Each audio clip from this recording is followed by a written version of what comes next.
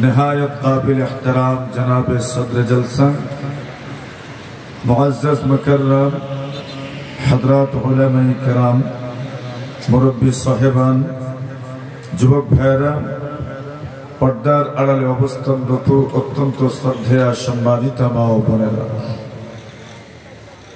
আল্লাহ পাক রব্বুল আলামিনের অসংখ্য অগণিত শুকরিয়া আদায় করছি, যিনি অত্যন্ত দয়া মেহেরবানি করে আজকের এই মহতী মাহফিলে চলমান অধিবেশনে আপনাকে আমাকে কোরআন ও সুন্নাহের আলোকে কিছু কথা বলার ও শোনার জন্য অসংখ্য অগণিত মানুষ থেকে বাছাই করে এই রহমতি বরকতি হিদায়াতের শামিয়ানার নিচে বসার তৌফিক দান করেছেন। আমরা সকলেই জবান খুলে মহব্বতের সাথে কালিমাতুশ শুকরের নজরানা পেশ করছি। আমরা সকলেই পড়ি আলহামদুলিল্লাহ। সবার জবান খুলে একসাথে আমরা পড়ি আলহামদুলিল্লাহ। কর্তৃপক্ষ আমার আলোচ্য বিষয় ধার্য করেছেন কোরআন শিক্ষার গুরুত্ব। আলোচ্য বিষয়কে সামনে রেখে মহান আল্লাহ রব্বুল আলামিনের নাজিলকৃত সর্বশ্রেষ্ঠ আসমানী গ্রন্থ কালামুল্লাহ, আমি সেই কালামুল্লাহ আপনাদের সামনে সেখান থেকে সামান্য তিলাওয়াত করেছি। বলা হয়েছে কোরআন শিক্ষা। আপনি যা শিখবেন ওইটার মর্যাদা যত বেশি, তার শিক্ষার গুরুত্ব তত বেশি। শিখবেন কোরআন, তো কোরআনের গুরুত্ব সবকিছুর উপরে, কোরআনের মর্যাদা সবকিছুর চেয়ে বেশি না কম। সুতরাং এটার শিক্ষার গুরুত্ব সবার চাইতে বেশি না কম। কেন? কোরআনের গুরুত্ব সব জিনিসের চেয়ে বেশি। সুতরাং কোরআন শিক্ষার গুরুত্ব সবকিছুর উপরে। এজন্যই সর্বপ্রথম যে সূরা নাজিল হয়েছে, এই সূরার নাম সূরাতুল আলাক। শুরু হয়েছে এমন একটা শব্দ দিয়ে, যে শব্দ দ্বারা বোঝানো হয়েছে তুমি পড়ো। কি করো? ইকরা। আর এই কিরাত মানে পড়ার থেকেই কোরআন। যা পড়া হয় তাকেই কোরআন বলে। কোরআন শিক্ষার গুরুত্ব তো বেশি কেন? যে কোরআনের সংজ্ঞা কি? আল কালামুল মুনাজ্জালু আলার রাসূল, যেই কালাম রাসূলের উপর নাজিল করা হয়েছে, এমন কথাকে, এমন বাক্যগুলোকে কোরআন বলা হয়। যেই বাক্য, যেই কথা নাজিল হয়েছে রাসূলের উপর, আল কালামুল মুনাজ্জালু আলার রাসূল, নবীজির উপর নাজিল হয়েছে। একদিনে নয়, 23 বছরে। কত বছরে? নাজমান নাজমান, কিছু কিছু করে। মাকতুবুন ফিল মাসাহিফ, যেগুলো লিপিবদ্ধ আছে বাইন্ডিং এর ভিতরে, এগুলো নাজিল হয়েছে যখন যতটুকু প্রয়োজন তখন ততটুকু নাজিল হয়েছে। রাসূলের উপর নাজিল হয়েছে যা আল্লাহর কালাম। কার কালাম? আল্লাহর কথা। আসমানি আরো কিতাব আছে, তাওরাত ও আসমানি কিতাব, জাবুর ও আসমানি কিতাব, ইনজিল ও আসমানি কিতাব, কুরআন ও আসমানি কিতাব। যদি আমাদেরকে প্রশ্ন করা হয় বড় বড় আসমানি 4টা কিতাবের নাম, তো প্রথমেই বলে 2 নম্বর তাওরাত, 3 নম্বর, 4 নম্বর যেরকম শুনি না আমরা, কোরআন, তাওরাত, জাবুর। মাশাআল্লাহ। একমাত্র কোরআন ব্যতীত আর যত কিতাব যত কিছু আছে সবগুলো আল্লাহর কিতাব, আল্লাহর কালাম নয়। কেন? একটা হচ্ছে আল্লাহর কালাম। আল্লাহর কালাম মানে সরাসরি আল্লাহর কথা, শব্দটাও আল্লাহ কার, শুধু অর্থই আল্লাহর পক্ষ থেকে নয়, শব্দও কার পক্ষ থেকে, প্রতিটি অক্ষর আল্লাহর পক্ষ থেকে। এজন্য কোরআনকে শুধু কিতাব বলা হয় না, কোরআনকে কালাম বলা হয়। হাকিমুল ইসলাম কারি তৈয়ব সাহেব রাহিমাহুল্লাহ তাআলা লিখেন, কোরআন এবং অন্যান্য আসমানি কিতাবের মধ্যে একটা পার্থক্য হচ্ছে, অন্যান্য আসমানি কিতাব এগুলো শুধু কিতাব। আল্লাহর রাসূল হযরত ঈসা রূহুল্লাহ আলাইহিস সালাতুস সালাম যখন মাকে জমানার সব মানুষের প্রশ্ন ভাবে জর্জরিত হওয়ার পরে মায়ের ইজ্জত রক্ষার জন্য উনি যখন কথা বললেন, কথা বলার একটা পর্যায়ে বলেছিলেন, আতানিয়াল কিতাব, আল্লাহ আমাকে কি দিয়েছেন? কিতাব দিয়েছেন। কি দিয়েছেন? কিতাব দিয়েছেন। আর কোরআন শুধু কিতাব নয়, বরং কালাম। কি? কার কালাম? আল্লাহর কালাম। এর অর্থ হলো কোরআনের সূরাতুল ফাতিহা থেকে মিনাল জিন্নাতি ওয়ান নাস পর্যন্ত যতটা অক্ষর রয়েছে সবগুলো অক্ষর আমার আল্লাহর পক্ষ থেকে। ঠিক কিনা? সব অক্ষর কার? আল্লাহর কালাম। এখন কোন মানুষ যদি সূরাতুল ফাতিহা থেকে তিলাওয়াত শুরু করে, তো সে আল্লাহর কালাম পড়ছে, মানে প্রতিটি অক্ষরে অক্ষরে যেন তার আল্লাহর সাথে সে কথা বলছে। কার সাথে? মানুষের কথার মধ্যেই মানুষের পরিচয়। একটা যুগে এক বাদশাহের দরবারে কবিতা আবৃত্তির প্রতিযোগিতা হয়েছে। কবিতা আবৃত্তির প্রতিযোগিতা, যিনি এক নম্বর হবেন প্রথম পুরস্কার, দ্বিতীয় পুরস্কার, তৃতীয় পুরস্কার, এমন ভাবে আমরা পুরস্কার দেই কিনা? দেই। এখন দেখা গেল কবিতা আবৃত্তির এই প্রতিযোগিতায় এক নম্বর হয়েছেন একজন নারী কবি। পুরুষ না নারী? নারী। কবিতা এমনিতেই এক মজা আছে, তাও যদি নারীর কবিতা হয় তো আগ্রহ কমে না বাড়ে? এখন উপস্থিত বাকি প্রতিযোগীদের মনে হলো, এই নারী এত বড় কবি আমাদেরকে পিছনে ফেলে এক নম্বর হয়ে গেল, না জানি ওই কবি কত সুন্দর হবে। তো উনি দাবি করে বসলেন, ওই কবিকে যদি একবার দেখতে পারতাম। তো কবি জবাব দিয়েছেন, আমাকে দেখতে চাও, তবে আমাকে সরাসরি দেখতে হবে না। তা আমি দেখবো কেমনে? আল্লাহর বান্দী বলছেন, যদি আমাকে তুমি দেখতে চাও, আমার কবিতা তুমি পড়ো, আমার কবিতার প্রতিটি শ্লোকে শ্লোকে, প্রতিটি লাইনে লাইনে তুমি আমাকে খুঁজে পাবে। তো আল্লাহর কালাম মানে সূরাতুল ফাতিহা থেকে মিনাল জিন্নাতি ওয়ান নাস পর্যন্ত প্রতিটি অক্ষরে অক্ষরে কাকে খুঁজে পাওয়া যায়? জোরে বলেন, আল্লাহকে খুঁজে পাওয়া যায়। আল্লাহর বান্দী বলছে, হর কি দিদান মাইলে দার দরসখান বিনাদ মারা। কোন মানুষ যদি আমাকে দেখতে চান তো আমার কবিতা যেন পড়ে। আপনি আল্লাহকে দেখতে চান, তবে আপনি আল্লাহর কালাম পড়েন, আপনি আল্লাহকে খুঁজে পেয়ে যাবেন। কেন? প্রতিটি কথার পাছনে কে আছেন? আল্লাহ আছেন। এটা আল্লাহর কালাম। জনাবে রাসূলুল্লাহ সাল্লাল্লাহু আলাইহি ওয়াসাল্লাম একদিন সাহাবায়ে কেরামদেরকে বললেন, সাহাবায়ে কেরাম উপস্থিত ছিলেন। নবীজি তার বক্তৃতার এক পর্যায়ে বললেন, শুনে রাখো, পৃথিবীর প্রতিটি স্থানে ফিতনা সংগঠিত হবে। শহরেও, নগরেও, গ্রামেও, গঞ্জেও, ঘরে বাইরে সর্বত্রই ফিতনা সংগঠিত হবে। আল্লাহ রাসূলের সাহাবী আলী ইবনে আবি তালিব জবাব বললেন, ইয়া রাসূলুল্লাহ, ফিতনা থেকে বাঁচবো কেমনে? মাল মাখরাজু মিনহা ইয়া রাসূলুল্লাহ। আগুন বিদে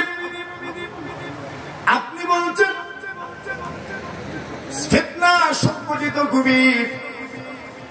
আল্লাহর নবীজি গো মাল মাখরাজু মিনহা, নবীজি শহরে নগরে বন্দরে গ্রামে গঞ্জে গরিব বাকিরে যত ফিতনা সংগঠিত হবে, সেই ফিতনা থেকে বাঁচার রাস্তাটা কি হবে? আল্লাহর রাসূল বিশ্ব নবী মুহাম্মদুর রাসূলুল্লাহ সাল্লাল্লাহু আলাইহি ওয়াসাল্লাম জবাব দিলেন, হে আলী, যদি দুনিয়ার মানুষ ফিতনা থেকে বাঁচতে চায়, শহরে রঙ্গনগরে গ্রামে গঞ্জে গরিব বাকিরে যত ফিতনা সংগঠিত হবে, ব্যক্তি জীবনে, সামাজিক জীবনে, রাষ্ট্রীয় জীবনে, আন্তর্জাতিক জীবনে যত ফিতনা সংগঠিত হবে, সব ফিতনা থেকে বাঁচার একমাত্র ব্যবস্থা আর প্রেসক্রিপশন হলো আল্লাহর কোরআন। সব ফিতনা থেকে বাঁচার একমাত্র ব্যবস্থা বলে জোরে কোন, আরো জোরে বলে। সমস্ত ফিতনা থেকে বাঁচার একমাত্র ব্যবস্থাপত্র প্রেসক্রিপশন হচ্ছে কি? আল্লাহর কোরআন।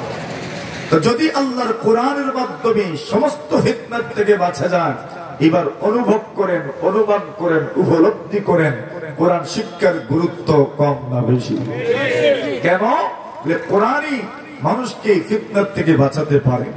এবার রাসূল কারণ দর্শাইলেন, কোরআনই একমাত্র ফিতনা থেকে বাঁচার ব্যবস্থাপত্র আর প্রেসক্রিপশন। কেন? আল্লাহ রাসূল বলেন, মনে রাখেন, গনিয়ে রাখবেন, ফীহি নাবাউ মান ক্বাবলাকুম ওয়া হুকমু মা বাইনাকুম ওয়া খাবারু মা বা'দাকুম ওয়া হুয়াল ফাসল লাইসা বিল হাজল মান তারাকাহু বিন জাব্বারিন কাসামাহুল্লাহ ওয়া মান ইবতাগাল হুদা ফি গায়রিহি আদাল্লাহুল্লাহ ওয়া হুয়া আয-যিকরুল হাকীম ওয়া হুয়া আস-সিরাতুল মুস্তাকিম ওয়া হুয়া হাবলুল্লাহিল মাতীন লা তাযীগু বিহিল আহওয়া ওয়া লা তালতাবিসু মিনহুল আলসিনা ওয়া লা ইয়াশবাগু মিনহুল উলামা ওয়া লা ইয়াখলুকু আন কাসরাতির রাদ ওয়া হুয়াল্লাযী লাম তানতাকিল জিন إذ سمعته حتى قالوا إنا سمعنا قرآنا عجبا يهدي إلى الرشد فآمنا به ولن نشرك بربنا أحدا من قال به صدق ومن حكم به عدل ومن دعا إليه هدي إلى صراط مستقيم। নবী আলাইহিস সালাতু ওয়াস সালাম বলেন, এরম মশরুব যদি সর্বত্র ফিতনা, এই ফিতনা থেকে যদি বাঁচতে চাও, ফিতনা কিভাবে সর্বত্র সৃষ্টি হবে সেটার একটা উদাহরণ তো পেশ করা দরকার। নবী আলাইহিস সালাতু ওয়াস সালাম বলেন, কিভাবে ফিতনা নামবে, কিভাবে চতুর্দিকে ফিতনা সর্বত্র ছড়িয়ে পড়বে। রাসূল আকরাম সাল্লাল্লাহু আলাইহি ওয়াসাল্লাম বলেন, তাতুরাদুল ফিতানু আলাল কুলুব কাল হাসির উদান উদা। নবী আলাইহিস সালাতু ওয়াস সালাম বলেন, ফিতনা মানুষের দিলে এমন ভাবে ফিতনা নামতে থাকবে, এমন ভাবে ফিতনার আবির্ভাব হতে থাকবে। ফিতনা বুঝেন তো? ফিতনা বুঝেননি? বিপর্যয়, এটার নাম হলো ফিতনা। দুর্গতি, তার নাম হলো ফিতনা। স্বাভাবিক চলাফেরা যায় না, তার নাম হলো ফিতনা। যেই দিকে চলতে চাইবেন সেই দিক থেকে কেউ না কেউ আপনাকে বিভ্রান্ত করে ফেলবে, তার নাম হলো ফিতনা। কোন একটা কথা বলেও বাঁচা যায় না, পার পাওয়া যায় না, এটার নাম হলো ফিতনা। দিন রক্ষা করা যায় না, তার নাম হলো ফিতনা। আল্লাহ রাসূল বলেন, তুরাদুল ফিতান আলাল কুলুবি কাল হাসিরি হুদান হুদা। নবী আলাইহিস সালাতু ওয়াস সালাম বলেন, ফিতনা কেমন ভাবে চতুর্দিকে ছড়িয়ে পড়বে। আল্লাহ রাসূল বলেন, মানুষের অন্তরে ফিতনা এমন ভাবে নামবে, এমন ভাবে আবির্ভাব হবে, কাল হাসিরি হুদান হুদাম। হাসির কেমনে বোঝাই? আমার মৌলভীবাজারের ভাষা আর বাহুবলের ভাষা মিল হইবে কিনা তাও তো জানি না, এরপরেও বলি দেখেন বুঝেন কিনা। ছাড়াই বুঝেননি, জোরে কর, যারা বলেন নাই মনে হয় বুঝেন নাই। ছাড়াই বুঝেন, এটা ছাড়াই করে আপনারা দেশেন আর কিছু করে এটার না তো কৃপা। ছাড়াই বলতে যেটা আমি বুঝাই, ওই যে বেদ দিয়ে বানায় যেটা, ওটা কি করে আপনারা দেশে? আদি কর, ছাড়াইও কর, আদিও কর। আচ্ছা ওইটা কি দিয়ে বানায়? মূর্তা দিয়ে। আরেকটা আছে না, বাঁশ দিয়ে বানায়। আর আরেকটা আছে না, ওই যে বেদ বানায় যেটা, ওইটা কি করে আপনারা? জালি বেদ দিয়ে বানায় নি আপনারা দেশে। জালি বেদ দিয়েও বানায়, বাঁশ দিয়েও বানায়, মূর্তা দিয়েও বানায়। যখন আদি বানায়, আদির চতুর্দিকে একটু বড় শক্ত মজবুত শক্তিশালী কিছু দিয়ে এটাকে কি বাঁধে? মুড়ি বাঁধে। এই মুড়ির মধ্যে একটু ফেস বেশি দেয় না কম দেয়? কেন দেয়? সুটটা যেন না যায়। সুটলে কি হইব? কি হইব বলেন? ভাঙবো মানে কি? সব বেদগুলো সুটতে যাইব। নবী আলাইহিস সালাতু সালাম বলেন, তুরাদুল ফিতানু আলাল কুলুবি কাল হাসিরি হুদান হুদা। নবী আলাইহিস সালাতু সালাম বলেন, এরম মুসরত ফিতনা তোমাদের কাছে কিভাবে আসবে, ফিতনা কিভাবে আবির্ভূত হবে, ফিতনা কিভাবে নামবে? আল্লাহর নবী বলেন, মুক্তার আদির মুড়ি যদি ছুটতে যায়, এরপরে যেমন ভাবে বেদগুলো একটার পর আরেকটা নিচের দিকে নেমে আসবে, আল্লাহর নবীজি বলেন ঠিক এমনি ভাবে এই ফিতনার জামানায় একটা ফিতনা শেষ হওয়ার আগে আরেকটা ফিতনা মানুষের অন্তরে নেমে আসবে। ঠিক কিনা বলেন তো? অবস্থা এরকমই কিনা? এরকমই অবস্থা। এটা রাসূল একটা উদাহরণ দিয়েছেন, তুরাদুল ফিতানু আলাল কুলুবি কাল হাসিরি হুদান হুদা। অর্থাৎ যেভাবে চাটাইয়ের বেদ, আদির বেদ যদি মুড়ি কুলে যায়, তাহলে একটার পর আরেকটা নামতেই থাকে, ছুটতেই থাকে, পড়তেই থাকে। রাসূল বলছেন ওই রকম ফিতনা একটার পর আরেকটা অবধারিত ভাবে, ধারাবাহিক ভাবে মানুষের অন্তরে নামতেই থাকবে। এই কথাটা নবী আকরাম সাল্লাল্লাহু আলাইহি ওয়াসাল্লাম আরেক হাদিস শরীফের মধ্যে বলছেন, ফিতনার অবস্থাটা কেমন, যে ফিতনা কি শুধু এক জায়গায় না চতুর্দিকে? নবীজির কথাটা অন্য হাদিসে এসেছে। রাসূল আকরাম সাল্লাল্লাহু আলাইহি ওয়াসাল্লাম বলেন, এ সাহাবীরা আমার, ইন্নাহা সাতাকুনু ফিতনা। নবীজি সাল্লাল্লাহু আলাইহি ওয়াসাল্লাম বলেন, চতুর্দিকে ফিতনা সংগঠিত হবে, শহরে বন্দরে নগরে, গড়ে বাহিরে, মানুষের ব্যক্তি জীবনে, সামাজিক জীবনে, রাজনৈতিক জীবনে, নির্বাচনের জীবনে শুধু ফিতনা সংগঠিত হবে। কিভাবে ফিতনা নেমে আসবেন? নবীজি সাল্লাল্লাহু আলাইহি ওয়াসাল্লাম বলেন, কাকিতাইল লাইলিল মুসলিম। আল্লাহ রাসূল সাল্লাল্লাহু আলাইহি ওয়াসাল্লাম বলেন, অন্ধকার রাতে যেভাবে অন্ধকার রাতের মতো ফিতনা চতুর্দিক থেকে নেমে আসবেন, মানে ফিতনার কারণে মানুষ সঠিক রাস্তাটা খুঁজে পাবে না। যেমন ভাবে অন্ধকার রজনীতে রমজান মাসের শেষ কয়টা রাত্রে যে পরিমাণ অন্ধকারাচ্ছন্ন হয়, অমাবস্যার রাত যে রাতগুলোকে বলা হয়, আল্লাহর নবী বলেন অমাবস্যার রাতের মতো, অন্ধকারের মতো চতুর্দিকে ফিতনা নেমে আসবে। যেমন ভাবে অন্ধকারের কারণে মানুষ পথ খুঁজে পায় না, স্বাভাবিকভাবে মানুষ চলাফেরা করতে পারে না, ফিতনার কারণে মানুষ তার জীবন যাপনে একদম অতিষ্ঠ হয়ে পড়বে। যেদিকে যাবে সেই দিকে শুধু ফিতনার হাতছানি, ফিতনার হাতছানি। নবীজি ওই কথাটা অন্য হাদিস শরীফের মধ্যে বলেছেন। হাদিস শরীফে রাসূলুল্লাহ সাল্লাল্লাহু আলাইহি ওয়াসাল্লাম বলেন, হুযায়ফা ইবনুল ইয়ামান রাদিয়াল্লাহু তাআলা আনহু বলেন, ইয়া রাসূলুল্লাহ, ইয়া হাবিবাল্লাহ, অগুণবেজি আমরা তো জাহিলিয়াতের মধ্যে ছিলাম, আমরা তো বড় বড়তার মধ্যে নিমজ্জিত ছিলাম, অজ্ঞতার মধ্যে নিমজ্জিত ছিলাম, মূর্খতার মধ্যে নিমজ্জিত ছিলাম। ওগো নবীজি ফাহাদানাল্লাহ, আল্লাহ আমাদেরকে হিদায়াত দিয়েছেন আপনার মাধ্যমে, কোরআনের মাধ্যমে আল্লাহ আমাদেরকে হিদায়াত দিয়েছেন। আল্লাহর নবী গো, এইবার যদি কোরআনের হিদায়াত পাওয়ার পরে এরপরে জামানাটা কেমন হবেন? নবীজি সাল্লাল্লাহু আলাইহি ওয়াসাল্লামকে সাহাবীগণ বলেন, ওগো নবীজি চাইতে কঠিন পরিস্থিতির কি আমরা কখনো সম্মুখীন হব? নবীজি বলেন, এর চাইতে কঠিন পরিস্থিতির সম্মুখীন তোমরা হবে। আল্লাহর নবীজির সাহাবীগণ বলেন, ওগো নবীজি এরপরে কি আবার কল্যাণময় সময় আসবেন, কোন ভালাইয়ের সময় আসবেন, এর চাইতে উত্তম সময় কি আবার ফিরে আসবেন? আল্লাহ রাসূল সাল্লাল্লাহু আলাইহি ওয়াসাল্লাম বলেন, এরপরে আবার উত্তম সময় আসবে, কল্যাণের সময় ফিরে আসবেন। আল্লাহ রাসূলের সাহাবায়ে কেরাম আবার প্রশ্ন করলেন, ইয়া রাসূলুল্লাহ এরপরে কি আবার কোন কল্যাণ আসবেন? এরপরে কি দুনিয়ার জমিনে হক হক্কানিয়তের ব্যাপারে আমাদের কি আর কোন ঝামেলা সৃষ্টি হবে? নবীজি বলেন, আবার ঝামেলা সৃষ্টি হবে। আল্লাহর নবীজিকে সাহাবীগণ বলেন, এরপরে কি আবার কল্যাণের পরিস্থিতি সৃষ্টি হবে, আবার কি আমাদের উত্তম পরিবেশ আসবেন? নবীজি সাল্লাল্লাহু আলাইহি ওয়াসাল্লাম বন্ধ করে দিন, সবার গরম লাগে, আমারও লাগে, বন্ধ করে দিন, কথাবার্তার জন্য ডিস্টার্ব না। নবী আকরাম সাল্লাল্লাহু আলাইহি ওয়াসাল্লাম বলেন, এরপরে আবার কল্যাণময় সময় আসবে, উত্তম সময় আসবে, তবে ওই সময় হক হক্কানিয়ত ফিহি দেখান। নবীজি বলেন, দুয়াচ্ছন্ন হয়ে যাবেন। কথাগুলো কেমনে বুঝাইন?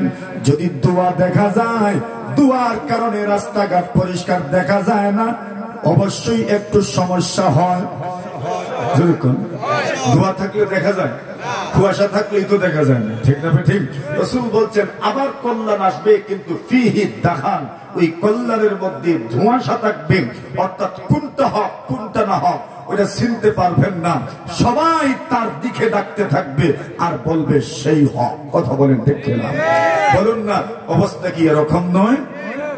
ওই কথাটা রাসূল করিম সাল্লাল্লাহু আলাইহি ওয়াসাল্লাম আরেক হাদিস শরীফের মধ্যে বলেন, ইরবাজ ইবনে সারিয়া রাদিয়াল্লাহু তাআলা আনহু বলেন, ওয়া'দানা রাসূলুল্লাহ সাল্লাল্লাহু আলাইহি ওয়াসাল্লাম মাউইযাতান ওয়াজিলাত মিনহাল কুলুব ওয়া দারাফাত মিনহাল উয়ুন। আল্লাহর নবীর সাহাবী ইরবাজ ইবনে সারিয়া রাদিয়াল্লাহু তাআলা আনহু বলেন, একদিন নবীজি আমাদেরকে ওয়াজ করলেন, এমন ওয়াজ, এমন সুন্দর ওয়াজ, এমন মর্মস্পর্শী ওয়াজ জীবনে আর শুনি নাই। আল্লাহর নবীর সাহাবী বলেন, ওয়াজিলাত মিনহাল কুলুব ওয়া দারাফাত মিনহাল উয়ুন।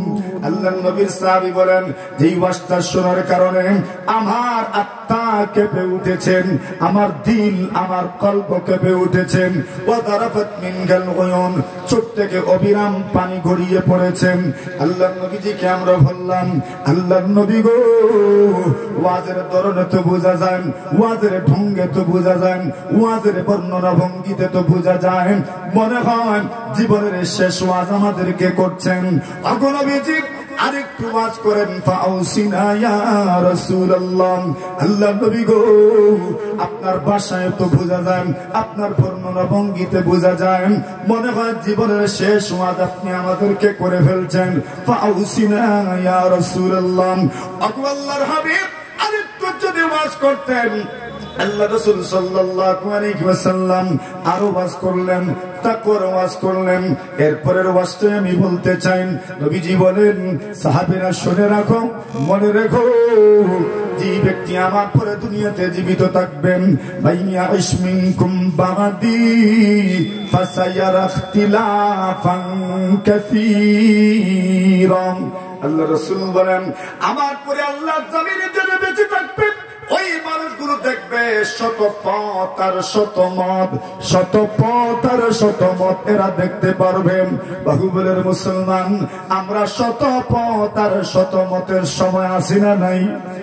আল্লাহ রাসূল বলেন, ইন্নাহু মাইয়াইশ মিনকুম বাদি ফাসায়ারা ইখতিলাফান কাসীরান। আল্লাহ রাসূল বলেন, আমার পরে দুনিয়াতে যারা জীবিত থাকবে, এক মত আর এক পথ দেখবে না, শত পথ আর শত মত দেখবেন। সাহাবায়ে কেরাম তো কি পরিমাণ সচেতন। সাহাবীগণ বললেন, ইয়া রাসূলুল্লাহ, ওগো নবীজি, ওই সময় আমাদের করণীয়টা কি হবে, আমরা তখন কি করব? নবীজি সাল্লাল্লাহু আলাইহি ওয়াসাল্লাম বলেন, আলাইকুম বিসুন্নতি ওয়া সুন্নাতিল খুলাফা'ir রাশিদিনাল মাহদিয়িন। নবীজি সাল্লাল্লাহু আলাইহি ওয়াসাল্লাম বলেন, যেই সময় তোমরা দেখবে পৃথিবী বিভক্ত হয়ে গেছে, পৃথিবীর উপর থেকে নিচ পর্যন্ত বিভক্ত হয়ে গেছে, নবীজি সাল্লাল্লাহু আলাইহি ওয়াসাল্লাম বলেন, ওই সময় হক চিনার মানদণ্ড আমি তোমাদের সামনে রেখে গেলাম। আলাইকুম বিসুন্নতি, আল্লাহ রাসূল বলেন, তোমরা আমার সুন্নতকে আঁকড়ে ধরবে, আমার সুন্নতকে তোমরা আঁকড়ে ধরবে, আমার হাদিসকে তোমরা আঁকড়ে ধরবে। এই কথা রাসূল সাল্লাল্লাহু আলাইহি ওয়াসাল্লাম বলেন নাই, নবীজি বলেছেন, আলাইকুম বিসুন্নতি, তোমরা আমার সুন্নতকে আঁকড়ে ধরবেন, তোমরা আমার সুন্নতকে আঁকড়ে ধরবেন। এরপরে রাসূল বলেন, ওয়া সুন্নাতিল খুলাফা'ir রাশিদিন, তোমরা আমার খুলাফায়ে রাশিদিনদের সুন্নতকে আঁকড়ে ধরবে। আল্লাহ রাসূল বলেন, এই দুইটা মানদণ্ড যদি তোমাদের মধ্যে থাকে, আল্লাহ রাসূল বলেন, 500টা কেন, 1000টা কেন, লাখটা কেন, যদি তৈরি হয়ে যায়, আর তোমরা যদি আমার সুন্নতের উপর উঠে আসতে পারো, আমার খুলাফায়ে রাশিদিনদের সুন্নতের উপর উঠে আসতে পারো, আল্লাহ রাসূল বলেন, এই পথটাই তোমাদেরকে আল্লাহর জান্নাত পর্যন্ত তোমাদেরকে নিয়ে যাবে। সুন্নতি সুন্নতি ওয়া সুন্নাতিল খুলাফা'ir রাশিদিন। ফিতনার ভয়াবহতা কিছু টের পাচ্ছেন নি? যেরকম এই হাদিসের শেষাংশে রাসূল আরো বলেন, সাহাবী প্রশ্ন করলেন, এরপরে কি আর কোনো অকল্যাণ আসবে? আল্লাহ রাসূল বলেন, হ্যাঁ আসবে তো। কোন সময় কি আসবে অকল্যাণ? রাসূল বললেন, দুআতুন আলা আবওয়াবি জাহান্নাম। নবী আলাইহিস সালাতু ওয়াস সালাম বলেন, এরকম শুনো সাহাবীরা, শোনো, এমন একটা সময় আসবে যে সময় দুআতুন আলা আবওয়াবি জাহান্নাম, যে সময় জাহান্নামের দরজায় দাঁড়ায় মানুষজন তোমাদেরকে জাহান্নামের দিকে ডাকতে থাকবে, জাহান্নামের দিকে ডাকতে থাকবেন।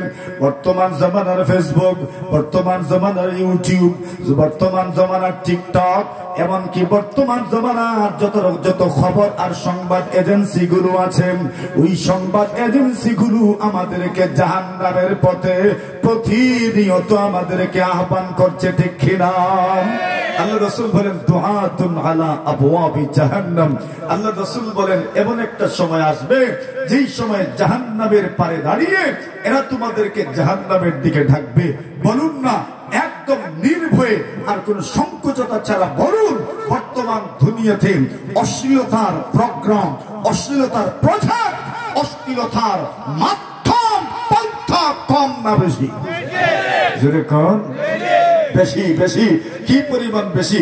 হাদিস শরীফে আরেক হাদিসে রাসূল আকরাম সাল্লাল্লাহু আলাইহি ওয়াসাল্লাম বলেন, ইয়া মাশারাল মুহাজিরিন খামসুন ইযা তুলিতুম বিহিন্না ওয়া আউযু বিল্লাহি মিন আন তুদরিকুহুন্না লাম তাজহারিল ফাহিশাতু ফি কওমিন কাত্তুম হাত্তা ইউলিদু বিহা ইল্লা ফাশা فيهم الطاعون والأوجاع التي لم تكن في أسلافهم الذين مضوا। নবী আকরাম সাল্লাল্লাহু আলাইহি ওয়াসাল্লাম বলেন, আব্দুল্লাহ ইবনে ওমর বলেন, আল্লাহর হাবিব বিশ্বনবী সাল্লাল্লাহু আলাইহি ওয়াসাল্লাম একদিন আমাদেরকে সম্বোধন করে ওয়াজ করলেন। আমরা মুহাজিররা উপস্থিত ছিলাম, এই জন্য রাসূলুল্লাহ সাল্লাল্লাহু আলাইহি ওয়াসাল্লাম আমরা মুহাজিরদেরকে সম্বোধন করে বলেছেন, ইয়া মাশারাল মুহাজিরিন, এরে মুহাজির সাহাবীরা আমার, খামসুন ইযা তুলিতুম বিহিন্না, 5 ধরনের গুনাহ এমন আছে, যেই 5 ধরনের গুনাহ যদি কোন জাতির এই 5 ধরনের গুনাহ যদি লিপ্ত হয়ে যায়, আল্লাহর রাসূল এইবার দোয়া করলেন, ওয়া আউযু বিল্লাহি মিন আন তুদরিকুহুন্না, আমি আল্লাহর কাছে আশ্রয় প্রার্থনা করি আল্লাহ যেন তোমাদেরকে ওই ধরনের গুনাহের মধ্যে লিপ্ত না করেন। এই গুনাহগুলো যদি কোন উম্মতের মধ্যে পাওয়া যায়, তবে এই উম্মতের পরিবেশ পরিস্থিতিটা কেমন হবে, পরিণতি কেমন হবে? নবীজি বলেন, লাম তাজহারিল ফাহিশাতু ফি কওমিন কাত্তু হাত্তা ইউলিনু বিহা। আল্লাহ রাসূল বলেন, কোন জাতি যদি অশ্লীলতার মধ্যে ডুবে যায়, বেহায়াপনার মধ্যে যদি ডুবে যায়, আল্লাহ রাসূল বলেন শুধু বেহায়াপনার মধ্যে নিমজ্জিত হয় নাই, ডুবেও যায় নাই, বরং বেহায়াপনাকে প্রকাশ করেন, বেহায়াপনাকে প্রমোট করেন। বর্তমান দুনিয়াতে যত যত বিজ্ঞাপন আছে, সবগুলো বিজ্ঞাপনের মধ্যে নারীদেরকে উপস্থাপন করা হয়। এর মানে অশ্লীলতার বেহায়াপনাকেই কিন্তু প্রমোট করা হয়, ঠিক কিনা? আল্লাহ রাসূল বলেন এর পরিণতিটা কেমন হবে, পরিণতি কেমন হবে? আল্লাহ রাসূল সাল্লাল্লাহু আলাইহি ওয়াসাল্লাম বলেন, ইল্লা ফাশা ফীহি মুত্তাউন। আল্লাহ রাসূল বলেন, যে জাতি অশ্লীলতার মধ্যে ডুবে যাবে, যে জাতির সন্তানাদি স্কুল কলেজের মধ্যে সমাবর্তন অনুষ্ঠানের নামে, বিদায় অনুষ্ঠানের নামে রেড ডে নামক একটা অভিশপ্ত দিবস উদযাপন করবেন, যে জাতির নারী ও পুরুষের মধ্যে সমকামী মানুষ মন মানসিকতার মানুষজন তৈরি হয়ে যাবেন, আল্লাহ রাসূল বলেন ইল্লা ফাশা ফীহি মুত্তাউন। আল্লাহ রাসূল বলেন এদের শাস্তিটা কি হবে? জাতিগতভাবে যদি তারা এমন অপরাধে জড়িত হয়ে যায়, আল্লাহ রাসূল বলেন এদেরকে মহামারী দিয়ে আল্লাহ পরীক্ষা করবেন, প্লেগ দিয়ে পরীক্ষা করবেন, কলেরা দিয়ে পরীক্ষা করবেন। গত কয়েক বছর আগে গেল করোনা, আর কত কত মহামারী আমাদের জন্য অপেক্ষা করছেন। একটার পর আরেকটা মহামারী, একটার পর আরেকটা প্লেগ, একটার পর আরেকটা দুর্যোগ আল্লাহ দিবেন আর পরীক্ষা করবেন। এরপরে রাসূল বলেন এমন এমন রোগ আল্লাহ দিবেন যে রোগগুলো পূর্বেকার যুগের মানুষের মধ্যে ছিল না, ঠিক কিনা? এমন রোগ আছে না নাই? নতুন নতুন ডাক্তার আর নতুন নতুন রোগ কয় না, না এটা নতুন নতুন ডাক্তার আর নতুন নতুন রোগ না, নতুন নতুন গুনাহ আর নতুন নতুন রোগ। কথা বলে, নতুন নতুন গুনাহ আর নতুন নতুন রোগ। রোগ নতুন নতুন, এটা কেন বলে? গুনাহ নতুন নতুন, নতুন নতুন গুনাহ মানুষ আবিষ্কার করছেন, নতুন নতুন রোগ সমাজে আসছে। এটা আমার কথা না, রাসূলুল্লাহর কথা। ফিতনার অবস্থাটা তো কিছু কিছু বুঝতে পারছেন। রাসূল বলছেন দুআতুন আলা আবওয়াবি জাহান্নাম, জাহান্নামের পারে বসে এরা মানুষকে জাহান্নামের দিকে ডাকবে, হাতছানি দিয়ে জাহান্নামের দিকে ডাকবে।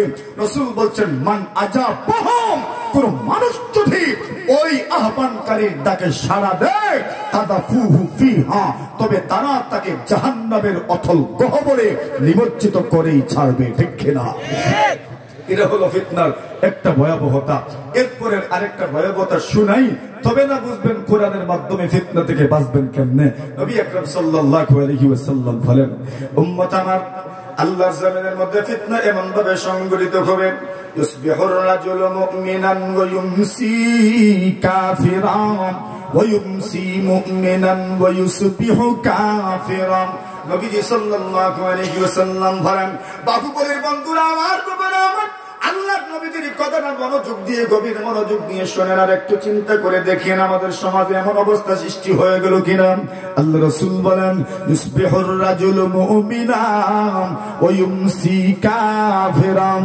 আল্লাহর নবী বলেন একদল মানুষ সকালবেলা মুমিন থাকবে কিন্তু সন্ধ্যাবেলা বেঈমান হয়ে যাবে। আল্লাহর নবী এর উল্টাটাও বলেছেন ওয়া ইউমসি মুমিনান ওয়া ইউসবিহু কাফিরান, সন্ধ্যাবেলা থাকবে মুমিন আর সকালবেলা হয়ে যাবে বেঈমান, ঠিক কিনা? কেমনে হবে এটা, কেমনে বোঝাই? আরেক হাদিস আপনাদেরকে শোনাই। বুখারী শরীফের মধ্যে রাসূল করিম সাল্লাল্লাহু আলাইহি ওয়াসাল্লামের এক হাদিস উল্লেখ করা হয়েছে।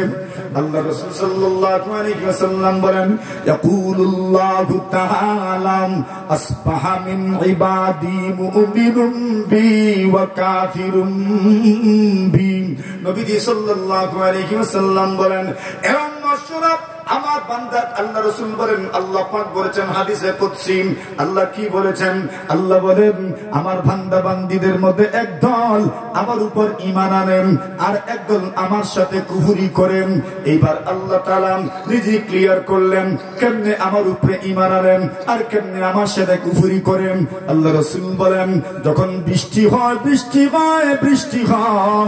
তখন একদল বলেন মুতিরনা বিফাদলিল্লাহ, একদল বলে আমরা আল্লাহর ফজলে আল্লাহর রহমতে আর আল্লাহর দয়া বৃষ্টি প্রাপ্ত হয়েছি।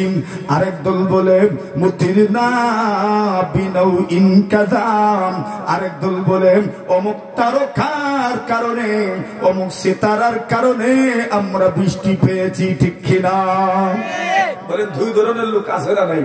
আল্লাহ বলেন, নিজে বলেন একদল মানুষ আমার উপর ঈমান আনেন আর আরেকদল মানুষ আমার সাথে বেঈমানি করেন। কেমনে করে? রাসূল বলছেন, আল্লাহ বলেছেন মান কালা মুতিরনা বিফাদলিল্লাহ, যে ব্যক্তি বলে আল্লাহর দয়ায় বৃষ্টি পেয়েছি, ওই লোকগুলো আমার উপর ঈমান আনলো, মুমিনুম বি ওয়া কাফিরুম বিল কাওকাব, এবং তারকার সাথে কুফরি করলো।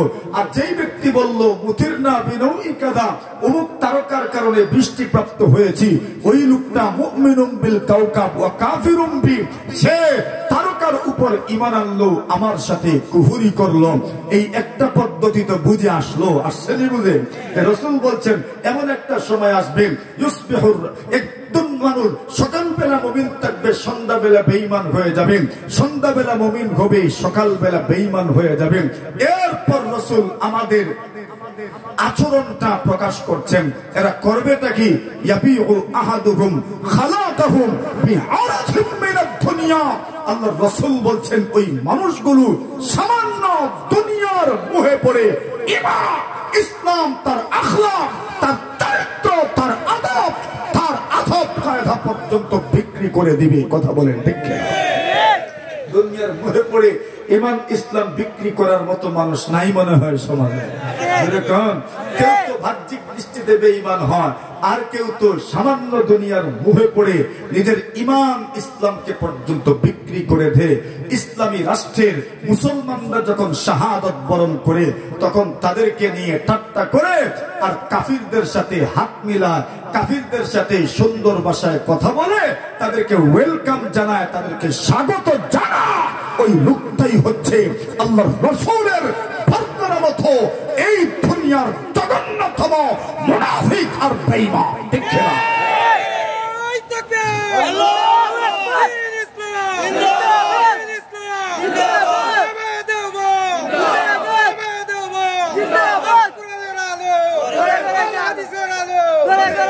শুনেন, এখন ফিতনা কেমন হবে? মোটামুটি ফিতনার ভয়াবহতা কিছুটা বুঝতে পেরেছি তো আমরা।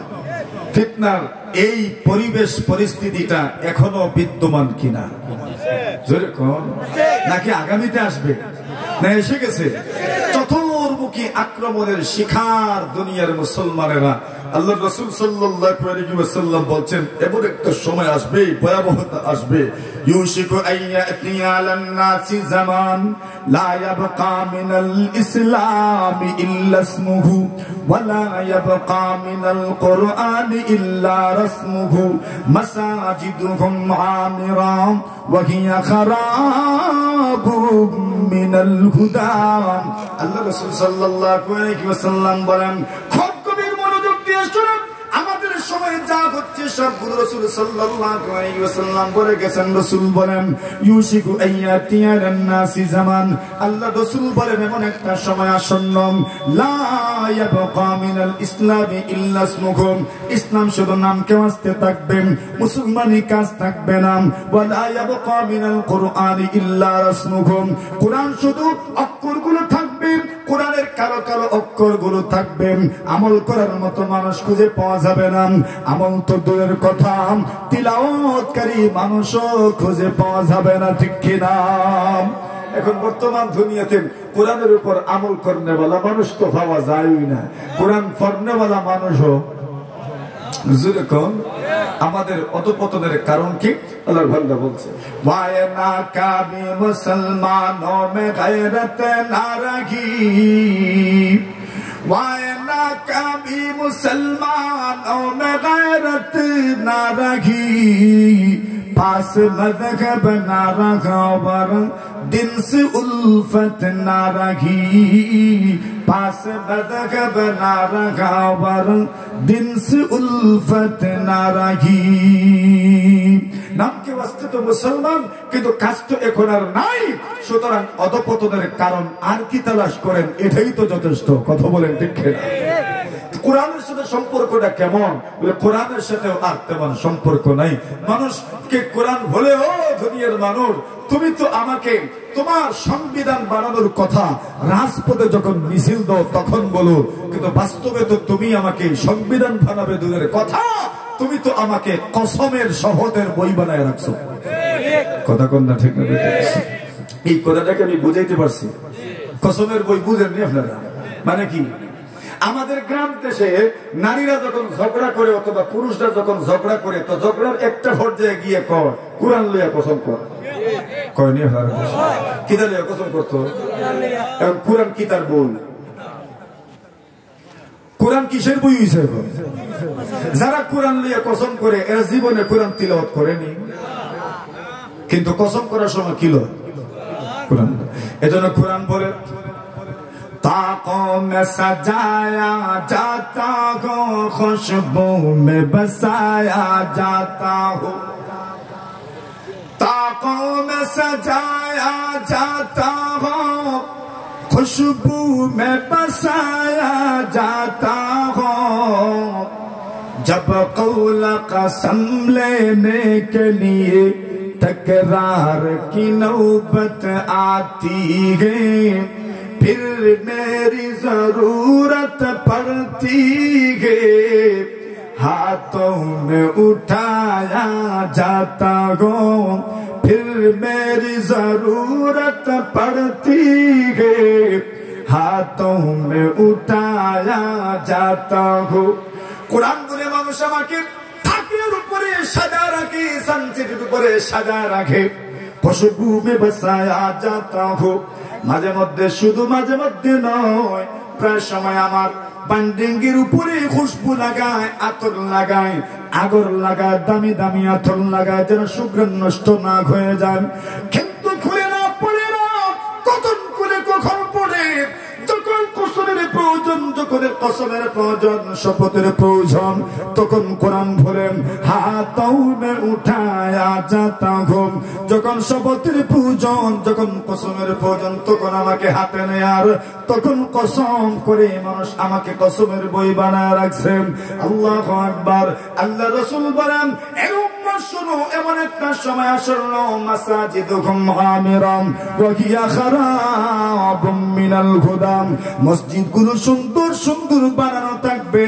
কিন্তু মুসল্লিদের বড় অভাব হবে আমি যদি ভুল বলে না থাকি তবে আমাদের বাংলাদেশের পরিবেশে মসজিদগুলো মুসল্লি শূন্য হতে যাচ্ছে ঠিক কিনা এমন অবস্থা আল্লাহ রাসূল বলে গেছেন এই সবগুলো ফিতনার আওতাধীন এখনকার যুগে ওয়াজ তো আর ওয়াজ নাই কথা কোন वाइज़ कौम की वो पुख्ता ख़याली नारगी बरक़े तबीई नारगी शोला मकाली नारगी वाइज़ कौम की वो पुख्ता ख़याली नारगी बरक़े तबीई नारगी शोला मकाली नारगी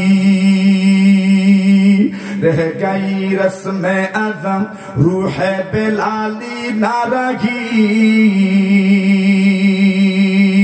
रह गई रस्म अज़म रूह बिलाली नारगी फलसफा रह गया तलकीन गज़ाली नारगी फलसफा रह गया तलकीन गज़ाली नारगी मस्जिद मरसिया खागे के नमाज़ी नारगी मस्जिद मरसिया खागे के नमाज़ी नारगी यानी वो साहिब औसाफ हिजाजी न रही, यानी वो साहिब औसाफ हिजाजी न रही। এই সবগুলো আমাদের অবস্থা, বাস্তব অবস্থা কবি এখানে তুলে ধরেছেন। এরা মুহতারাম হাজিরিনে কেরাম, কথা আর দীর্ঘায়িত করছি না। এই সব ফিতনা থেকে বাঁচার একমাত্র প্রেসক্রিপশন আর ব্যবস্থাপত্র হচ্ছে আল কোরআন।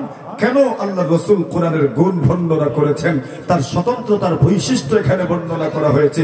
ফিহি নাবাউ মান ক্বাবলাকুম থেকে আমাদের বাংলাদেশের প্রথম সারির আমাদের সকলের শ্রদ্ধাভাজন খতিবে ইসলাম মুনাজির জামান আল্লামা ওলিপুরি হাফিজাহুমুল্লাহ ওয়া রাআহুম ওয়া সাল্লামাহুম হযরত তাশরীফ এনেছেন।